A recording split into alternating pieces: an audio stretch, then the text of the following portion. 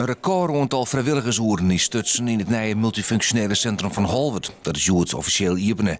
Meer dan 224 vrijwilligers hebben mij geholpen aan de bouw. Zien er mij meer dan 25.000 uren van haar eigen vrije tijd verhoor. Nou, de vrijwilligers, dat is dus kapitaal geweest. Ten eerste houdt dat in de samenleving ook al een gevoel van we dat met z'n allen. Aan de andere kant, financieel hebben we het net zonder kennen. Want we hebben een bestaande locatie en er is niks moeilijker dan een bestaande locatie en een nieuwe locatie met elkaar te verbinden. Nou, tijdens het proces hadden deze mensen nog zoveel oren dingen die net op een tekening staan.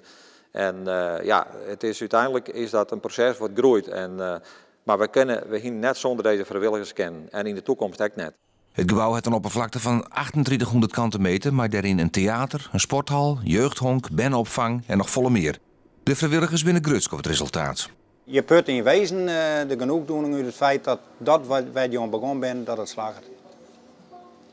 En dan, het punt is, je hebt een heleboel vrijwilligersprojecten. En dan zie ik dan wel eens mensen die sturen een vluchtschrippen waarvan je kan opgaan als vrijwilligers. Nou, maar voor mij dat werkt absoluut niet. Je moet de mensen persoonlijk benaderen. We hadden toen met 24 man, hebben alle dwarpelingen we hadden verdeeld door 24 man. En dan hebben we iedereen persoonlijk benaderen. En daarom gaan we echt zo'n volop papier krijgen. De nieuwe accommodatie is een belangrijke onwinst voor Holwert en omkreten. Een gebied dat een bloeiend verenigingsleven is. We willen ook graag dat die verenigingen voor de toekomst hier een plakje houden. En dat het ook financieel mogelijk maken wordt.